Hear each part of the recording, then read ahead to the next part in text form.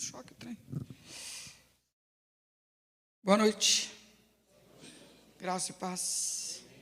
Amém. Bacana ver vocês aqui, gente. Obrigado, corajosa sair de casa. Uau. Bom, hoje, o pastor estava falando que eu não sei tudo. Eu tenho um privilégio, né? Esse estudo aqui, eu recebi de um irmão que veio do outro lado do mundo para trazer para nós. Esse estudo, né, fez essa pesquisa, uma semana de aula, dentro dos tipos de família, a gente vai sintetizar em 2 horas, né? 1h30, 2 horas. Vamos ver se a gente consegue, amém, gente? Nós estamos vivendo tempos onde a família e o casamento têm sido, como diz um amigo meu, fortemente atacado. O casamento tem sido atacado em todas as plataformas possíveis.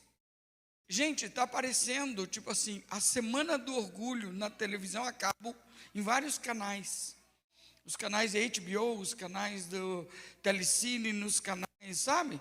Eu disse assim, mas meu Deus, todo quanto é lado, a família tem sido atacada, como se uma família com um marido, uma esposa e filhos fosse algo do cão, e não de Deus. E não é verdade. Amém? Amém. Deus instituiu o casamento, Deus instituiu a família. Por quê, gente? Porque a família é uma representação de Deus. Ele falou para Adão e Eva: crescei, multiplicai e enchei a terra. Tem gente que diz assim, a terra está muito cheia, tem gente demais na terra. Mas a Bíblia diz que é para ficar cheia mesmo. É para encher, não é para diminuir. É para encher. E Deus instituiu o primeiro casal. Nós vemos lá em Gênesis 2, 24 e 25. Cadê a minha amiga do stream aqui para soltar o nosso primeiro slides? Duda. Estou indo. Ótimo. Duda, estou indo. Por essa razão o homem deixará pai e mãe, se unirá à sua mulher e eles se tornarão uma só carne. Quando nós recebemos essa ordenança, aqui não fala deixará o adolescente pai e mãe, não fala deixará a criança pai e mãe. Quem que está falando? O homem. O que é um homem? É uma pessoa que já tem, o que ela tem? Maturidade. Ela já tem responsabilidade e ela já tem independência. Ah, pastor, eu vou me casar, mas o meu pai vai me ajudar. Ah, pastor, eu vou me casar, mas a minha sogra, ela tem muito dinheiro, ela vai ajudar a gente. Lê do engano, gente. O casamento é para quem está maduro, maturidade, né? O homem deixará pai e mãe e se unirá à sua mulher. Então, o casamento é para um homem e uma mulher emancipados, para eles fazerem uma nova aliança, começarem uma nova família. E a família, a Bíblia diz que ela é bendita. A Bíblia diz que a família é bendita do Senhor, né? A essência divina de Deus está no relacionamento. É uma coisa muito interessante. Sabe por que o diabo não gosta da gente? Ele não gosta da gente pelo seguinte: o diabo queria ser igual a Deus. Ele queria ser igual a Deus. E aí ele não pode. Por quê? Porque ele não foi criado para ser igual a Deus. Deus então tira Satanás do céu com uma renca de anjo que se rebelar junto com ele. E aí Deus faz o quê, gente? Deus é muito engraçado, né? Deus pega e cria o homem e a mulher. E o que é que Deus fez quando Ele criou o homem e a mulher? A sua imagem e semelhança. Quem é que ficou endemoniado? O diabo ficou endemoniado. Ele disse, não é possível que eu não posso ser igual a Deus, agora ele vai lá e faz um boneco de barro lá igual a ele. Caramba, era tudo que eu queria. Nós somos tudo que o diabo queria ser. Sabia disso? O diabo queria ser a imagem e semelhança de Deus, mas não é. E Deus pega e faz Adão a sua imagem e semelhança. E ele então monta essa família. Então a família, ela é relacional. Eu quero que você repita isso comigo. A família é relacional. O que é uma família relacional? O que é relacionar? Relacionar vem da palavra relar. Eu preciso relar em alguém. Relacionar. Eu tenho que estar próximo para relar. Se eu tentar daqui, não vou conseguir relar no alce. Por quê? Porque eu não estou próximo. E o relacionamento é para quem está próximo, quem está junto, quem está acessível. Amém, gente? O casamento é a chave para a reforma da sociedade adoecida. Lutero falou essa frase e ela é notória. Qual a frase que Lutero falou? Alguém sabe? Pegar no pé de vocês, né? Tem que ler, gente. Lutero falou o seguinte, ele disse assim: 1 ano de casamento, 1 ano de casamento me santificou mais que 10 anos de monastério. Ele era o quê? Um padre. Ele estava vivendo como? Em celibato. Vivendo em abstinência de sexo. Quando ele se casou, ele diz: agora, aleluia, entrei na bênção do Senhor. E ele entrou mesmo. Por quê? Porque ele entrou na santificação de Deus. Eu vou contar um segredo para vocês. A Cleusa vai me matar em casa depois, mas não tem problema. Nós falamos bastante, né? Sobre que a mulher, ela é ajudadora idônea. Não é verdade? Que está na Bíblia, ajudadora idônea. E eu descobri, há uns 2 anos atrás, um pastor amigo meu, o apóstolo Léo, ele morou 10 anos em Israel. E ele chegou para mim e disse assim: sabia que esse texto no original não é idônea? Eu digo: o quê? O texto no original, sabe como é que é? Agora vocês vão entender muita coisa. O texto no original diz assim: Deus disse: far-lhe-ei uma ajudadora como se lhe fora contrário.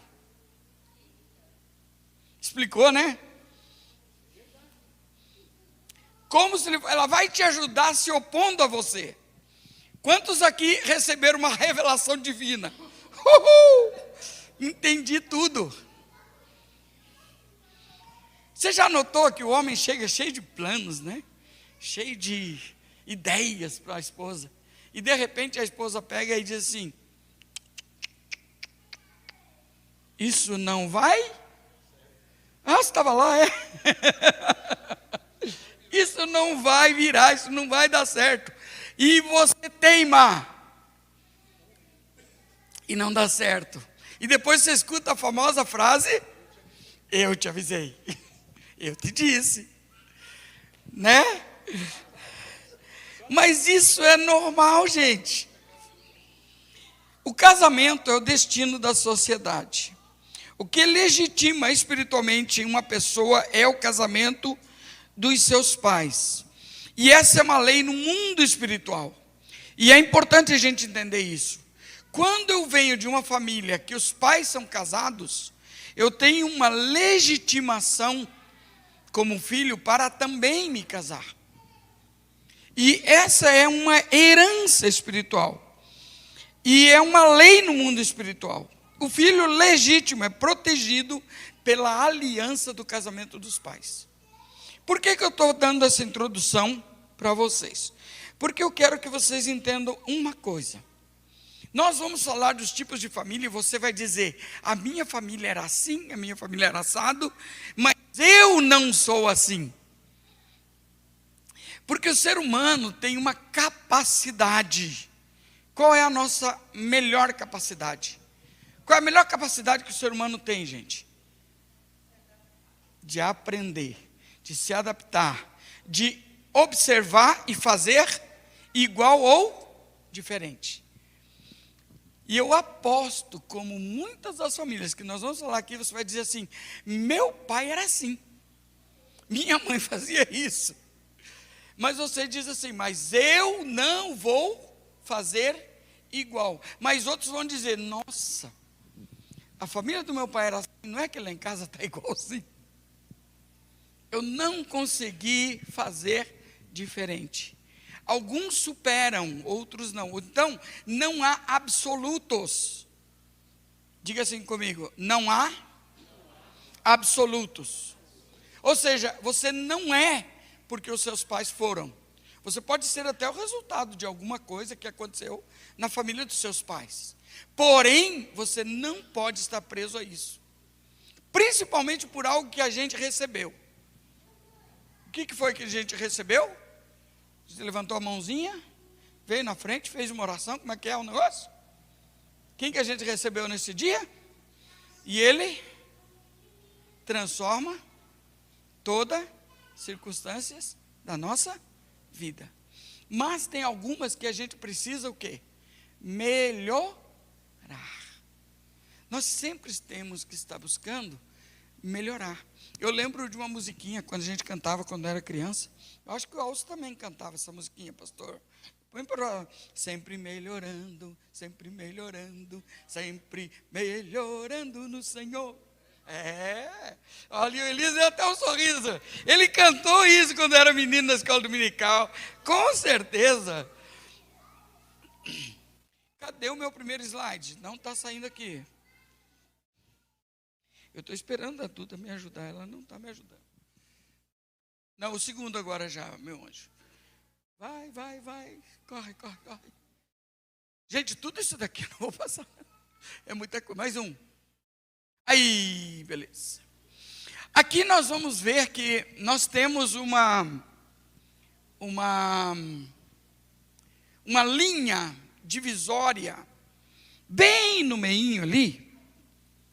E essa linha, ela nos conta uma história. A história da individualidade e do relacionamento. E você vai ver que a família que está bem lá no fundo, ela é totalmente individual, não tem quase nada de relacionamento. E a que está bem aqui, do lado de cá, ela é a família que tem muito relacionamento e quase nada de individualidade. Se você olhar para esse quadro e pensar na família da onde você veio, sua família de origem, você vai pensar: da onde eu saí? Como era a casa dos meus pais? Ela tinha muita individualidade ou pouca? Ela tinha muito relacionamento ou pouco relacionamento? Né? Então o fator nós, relacionamento de muito pouco a demais. Muito pouco relacionamento, pouca individualidade. É a cultura do abuso, nós vamos estudar. Muita individualidade e pouco relacionamento. Cultura do isolamento. Aqui nós vamos ver que o que é relacional. Nós vivemos uma vida relacional desde que nós nascemos. Você já viu uma criança que nasce e ela chegar para a mãe e dizer assim: mãe, hoje eu não quero o leite do seu peito, hoje eu quero mamadeira. Já viu uma criança fazer isso? Não. Por quê? Porque ela não tem nenhuma individualidade. Nós nascemos totalmente dependentes. Nós, quando o ser humano, o filhote do ser humano, o filhotinho do ser humano é o animal mais dependente dos pais. Mais do que do canguru, que fica dentro da bolsa 2 anos. O do canguru fica dentro da bolsa 2 anos. A gente fica dentro da casa dos pais 40.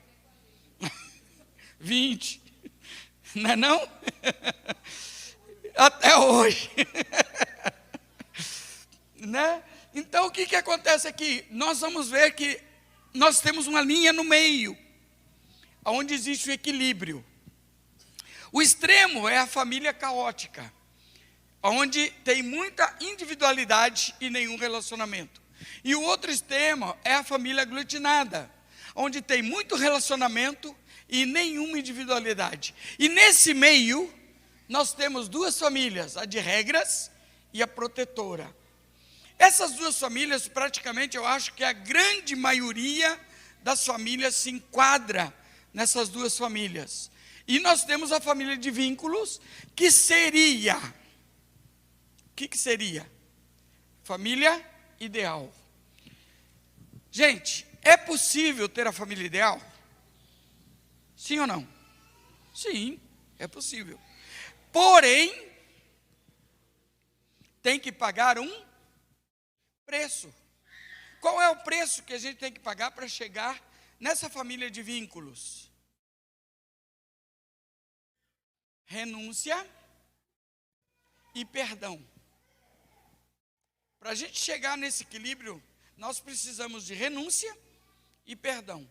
A gente precisa renunciar o que a gente recebeu de errado, porém nós temos que perdoar aqueles pais que fizeram errado. Se nós não perdoarmos os nossos pais e não honrarmos eles por aquilo que eles nos deram, nós vamos carregar eles conosco. E essa é a razão porque que muitas famílias, embora veja a família dos pais e veja os erros que eles cometeram, a gente acaba cometendo os mesmos erros. Por quê? Porque tudo que eu não perdoo, eu vou repetir. Repita comigo. Tudo que eu não perdoo, eu vou repetir. E infelizmente, muitas pessoas que não liberaram os seus pais, não honraram os seus pais. O que é honrar o meu pai? É aceitá-lo. Aceitar? Pastor, deixa eu te falar, você não conheceu meu pai. Você não conheceu aquele traste. Se você conhecesse, você não diria isso. Porém, a Bíblia diz assim: honra teu pai e tua mãe que são bons. É isso que diz a Bíblia? Não é? Tem certeza, irmã? O que diz a Bíblia então?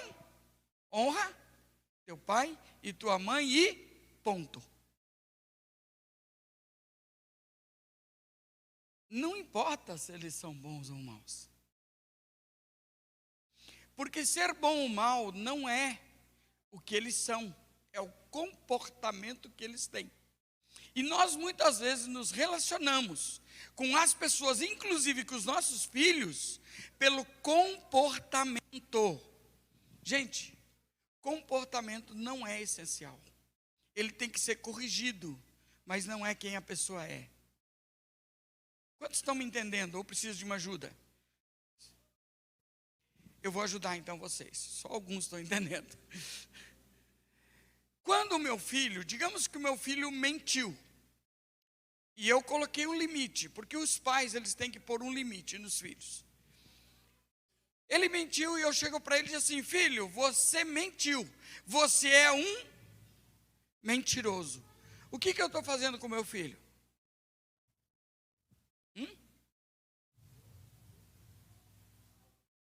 Rotulando. Eu estou rotulando o quê? A identidade dele. Porque o meu filho, ele é meu filho, ele não é um mentiroso. Ele mentiu, ele teve uma atitude, um comportamento. Então, qual é a atitude certa do pai? Corrigir o comportamento. Como é que eu corrijo um comportamento? Eu chego para o meu filho e digo: filho, mentir é errado. E eu não admito mentira dentro de casa. Então, você vai ser disciplinado se você mentir novamente. Mas você é meu filho, eu te amo. Quando eu digo para o meu filho que ele é meu filho, eu estou dando para ele o quê? Afirmação da sua identidade. Muitas pessoas, gente, a gente trabalha com aconselhamento há muito tempo. E muitas pessoas a gente ouve, mais velhos do que eu, então você tem uma ideia, dizer assim: eu sempre esperei o meu pai me dizer que ele me amava, que eu era um filho querido. Nunca recebeu uma palavra de afirmação de um pai. Isso é uma ferida que a pessoa leva para a vida toda. E aí é onde ele desequilibra a família que ele começa. Por quê? Porque aquele pai que ele teve não foi perdoado. E quando eu não perdoo, eu acabo repetindo mesmo, não querendo fazer aquilo. Ainda que eu não queira, eu acabo repetindo. Pode passar o próximo. Aqui estão elas, as nossas casinhas. A gente vai olhar bastante para as casinhas hoje. Essas são as famílias. Nós temos 5 tipos. Eu acredito que pode haver mais, né? Não são só esses. E nós vamos entender que cada um dos tipos de família, eles precisam ser vistos de uma forma que nós projetamos da nossa família de origem para a nossa vida e para os outros. Não sei se você entende isso. Eu nasci em um lar, eu tive uma experiência com uma família, digamos, de regras, e eu então agora sou o pastor da igreja. Como é que vai ser a minha igreja? Cheia de regras. As regras são boas ou más? Boas. Mas aonde é que a regra pode ser ruim?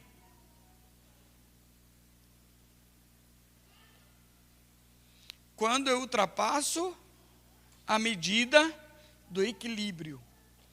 Quando eu vou além, quando eu regro aquilo que não precisa ser regrado. Quando eu coloco lei aonde não precisa pôr lei. Quando eu sou legalista. E isso acontece com uma empresa, acontece com uma nação, acontece com o indivíduo no trabalho dele também. Já viu aquela pessoa, não sei quantos de vocês já trabalharam como gerente de outras pessoas, que sempre tem uma pessoa que vem e te procura: ô chefe, você devia fazer assim, assim, assado. Bota um monte de regras e leis que ele gostaria que tivesse na empresa. Que ele vem de uma família de regras, para ele regras é o normal.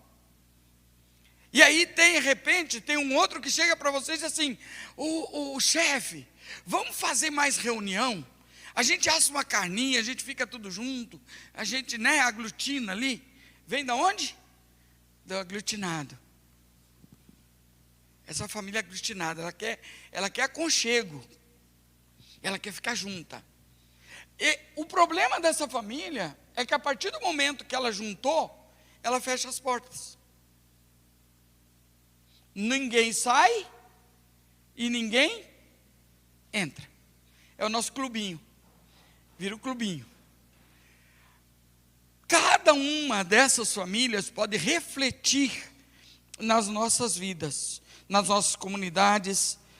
Por quê? Porque ela vai moldar um perfil de liderança em nós. Nós vamos ser moldados pelo aquilo que nós vivemos, pela experiência que nós tivemos.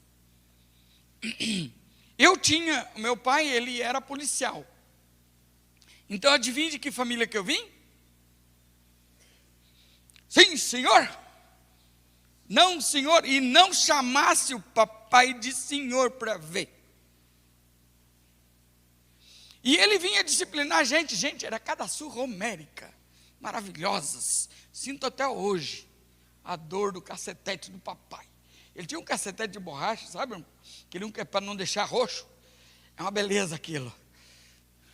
E ele ainda tinha a cara de pau de me dizer assim: você está apanhando de mim para não apanhar da polícia.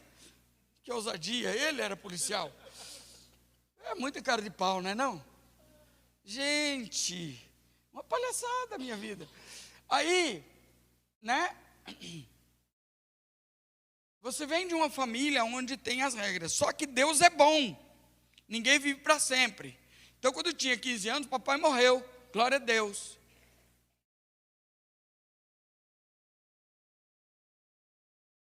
Não.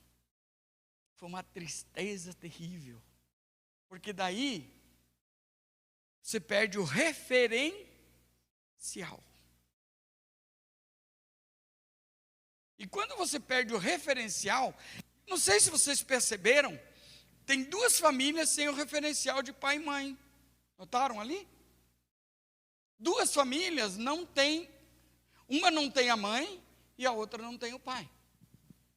Ele não está presente nesse quadro.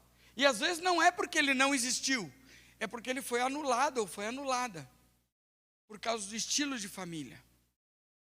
O estilo de família pode anular um pai. Ele só traz o dinheiro para casa, mas ele não influencia na vida dos filhos.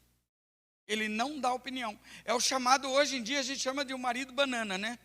Eu não sei se já ouviram falar disso, né? Eu acho que aqui da Miranda Tamandaré não tem, é só lá para o lado de Curitiba, para aqueles lados lá, né? Graças a Deus, aqui não tem esse troço.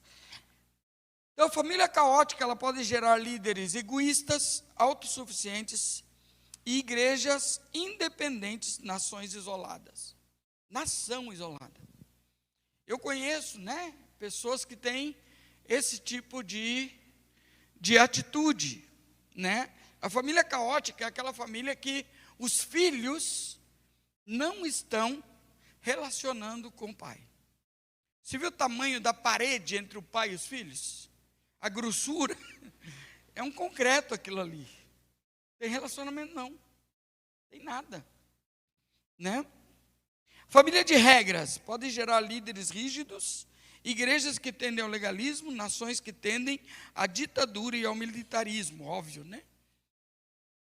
Aquelas nações fechadas, aquelas nações onde existe um golpe de Estado e a pessoa está 50 anos no poder.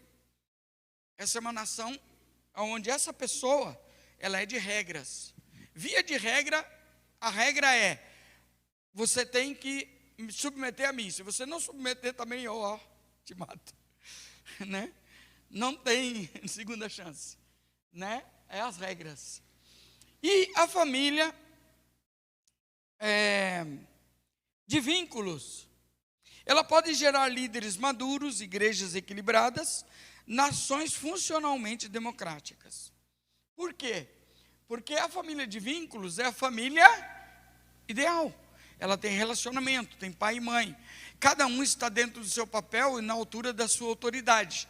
Você pode ver que na de vínculos, o homem e a mulher estão na mesma autoridade, no mesmo lugar de autoridade. E os filhos estão no mesmo lugar de autoridade. Eles estão dentro desse ambiente da família. E a família protetora, ela pode gerar líderes bajuladores, igrejas carismáticas sem ênfase em princípios, nações humanistas diferentes da humanitária, porque a humanista ela tende à corrupção, a humanitária tende à ajuda, essa ela tende à corrupção. Por quê? Porque ela é super protetora. Gente, a família super protetora, infelizmente, ela é a família, duas famílias, tanto a protetoras como a de regra, podem gerar delinquência. A de regras gera delinquência quando aquele filho cresce. Ele se rebela contra as regras. E daí ele vai para o caminho tortuoso. E na família protetora a mesma coisa acontece. Ou seja, a família é tão protetora que ela não põe limites. Quando você não põe limites aos filhos, você não pode cobrá-los. E se você não põe limites, eles vão crescer sem limites. Eles tendem à delinquência e às vezes os pais ainda defendem a delinquência do filho, que é muito pior, né? Já viu o pai que defende a delinquência do filho? É uma coisa terrível, né? A delinquência do filho. A família aglutinada, ela é uma família que pode gerar líderes controladores, igrejas com pessoas dependentes, nações manipuladoras. Então, lembrando sempre, gente, que isso não é um absoluto. Por que não é um absoluto? Porque todo ser humano tem o poder de escolha, aprendizado e de mudança. Amém? Nós podemos mudar a nossa família? Com certeza sim. Só que nós temos que ver para que lado que nós vamos levar a nossa família. Qual vai ser a forma que eu vou liderar essa família? Porque agora que você teve um vislumbre, né, das 5 casinhas, você deve estar lembrando qual família você veio e qual família você está construindo. Muitas vezes quem vem da família de regras, ele vai para o outro extremo, ele não vai para o vínculos, ele vai para o aglutinado. E muitas vezes quem está no aglutinado, ele não vem para o vínculos, ele se torna caótico. Por quê? Ele era tão aglutinado que ele dizia assim, não, meus filhos, eles vão fazer o que eles quiserem, eles vão ser livres, eu não vou cercear a liberdade deles. Por quê? Porque o ser humano ele tende a radicalizar. Algumas pessoas tendem a radicalizar, tipo assim, se eu vim de uma família caótica, agora a minha família tem que ser unida. Eu não quero essa família que cada um faz o que quer. Eu quero uma família que esteja todo mundo juntinho. Já viu isso? A filha começa a namorar, aí o sogro já chama o genro de filho, já traz para dentro de casa. Ó, filho, vamos montar um quartinho aqui, você pode até ter relação com a minha filha, mas tem que ser aqui dentro de casa, não pode ser lá fora. Aqui é seguro. É um ambiente seguro para as coisas erradas também. Vocês estão entendendo? Por quê? Porque é os extremos, né?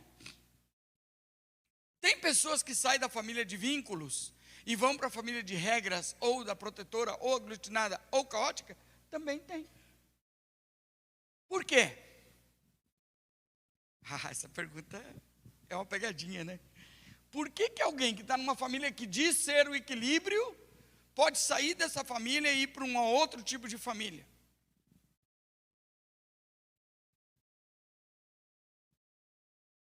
Oi? Por causa do cônjuge é uma boa pedida, porque paixão emburrece. A paixão emburrece. E aí o cônjuge vai manipular aquela pessoa, vai tirar ela do equilíbrio e vai levar para o canto dele, para o extremo dele. Essa é uma verdade. Mas tem mais uma também. Porque a família de vínculos, ela não é perfeita. Na verdade, eu vou contar uma novidade para vocês aqui. Nenhuma família é perfeita.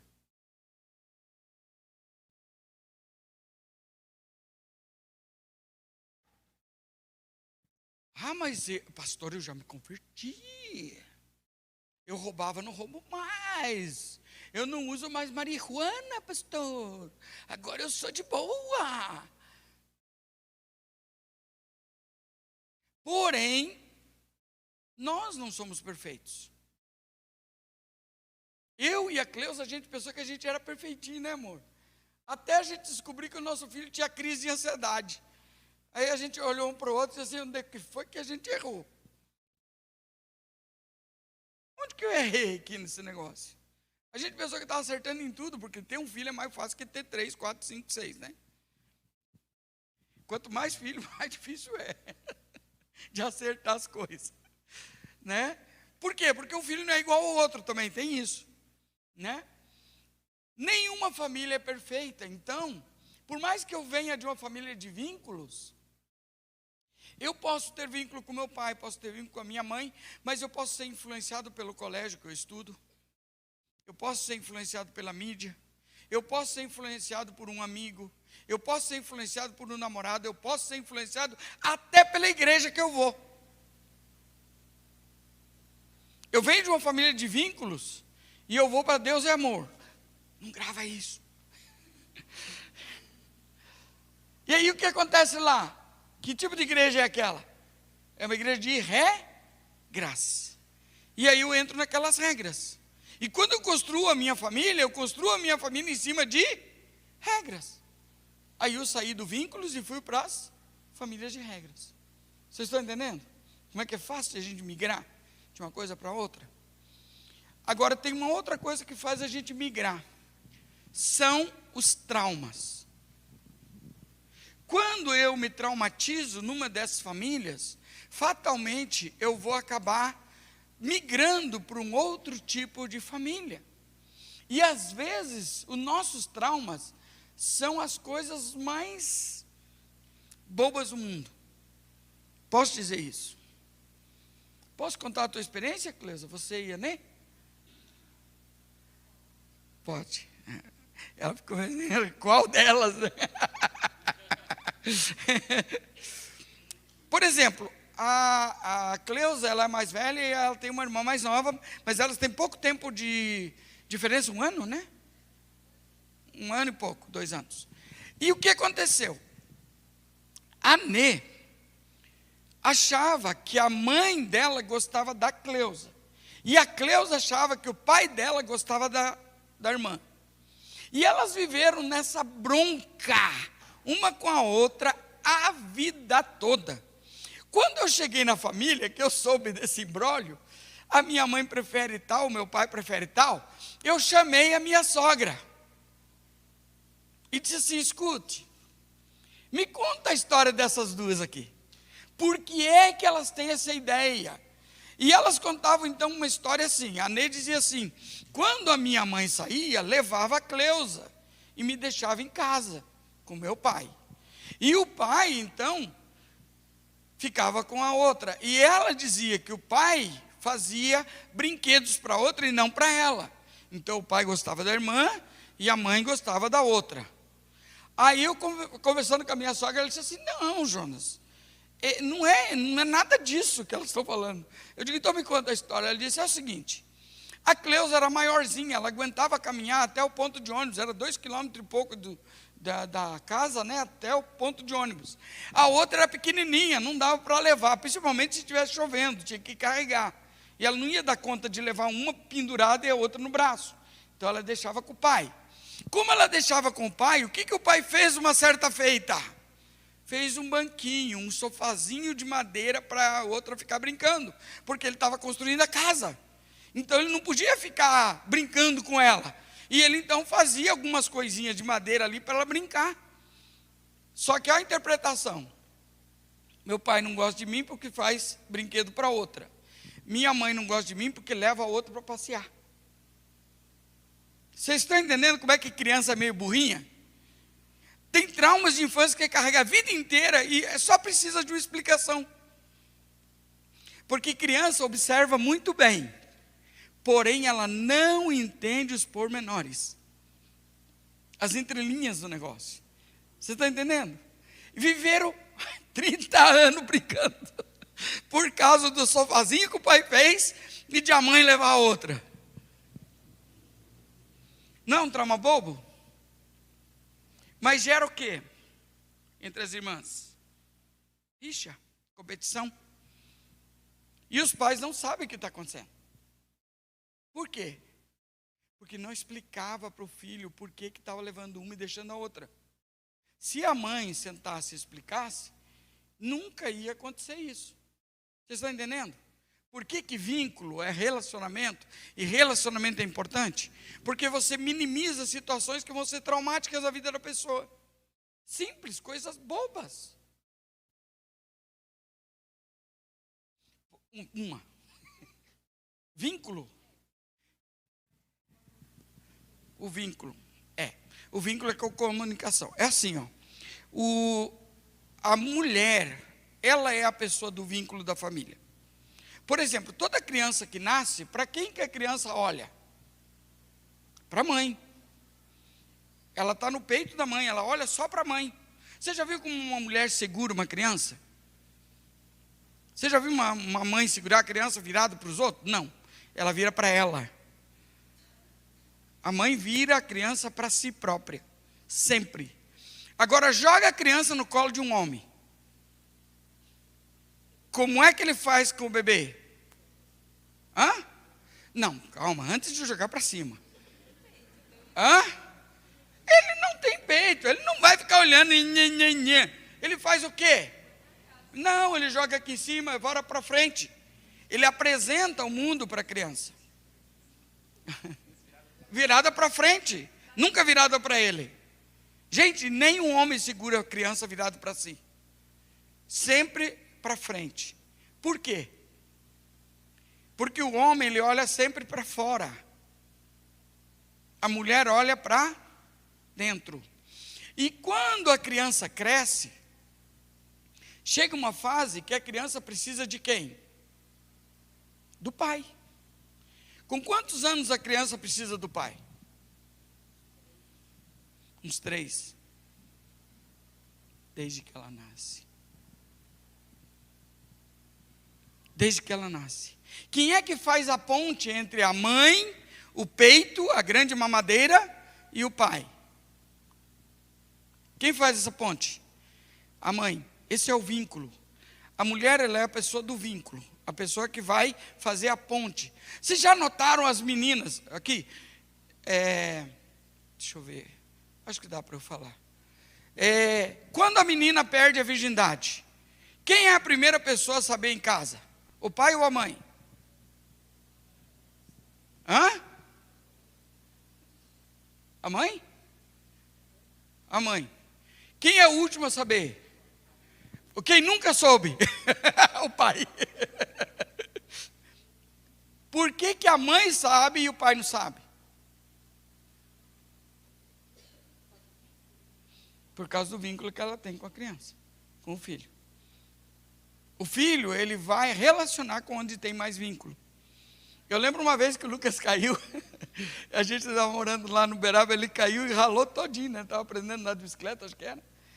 E aí ele veio chorando, né? Eu me abaixei para pegar ele veio correndo assim e passou por mim. Daí eu olhei para trás, a criança lá na porta, ele foi direto para ela, passou vazado por mim. Por que que a criança, quando se machuca, procura a mãe?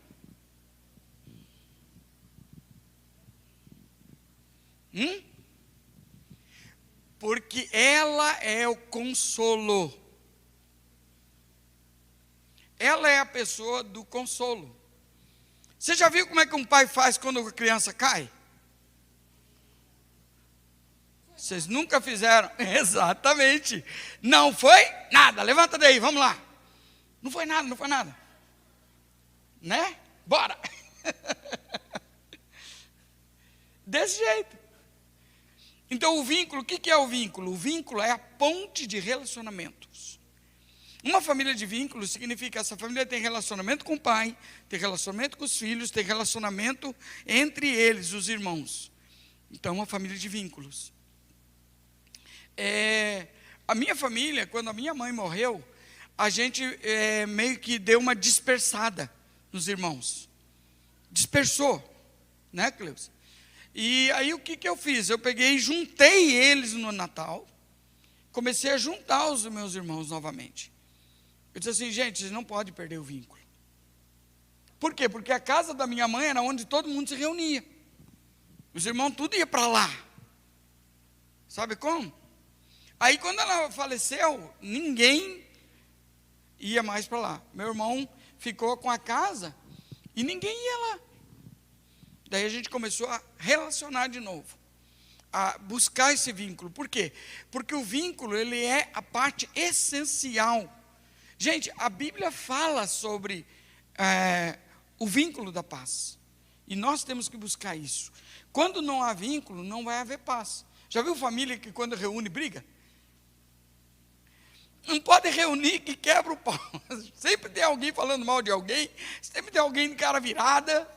É reunir e dar ruim. Porque não tem vínculo. Os vínculos não foram saudáveis nessa família. Né?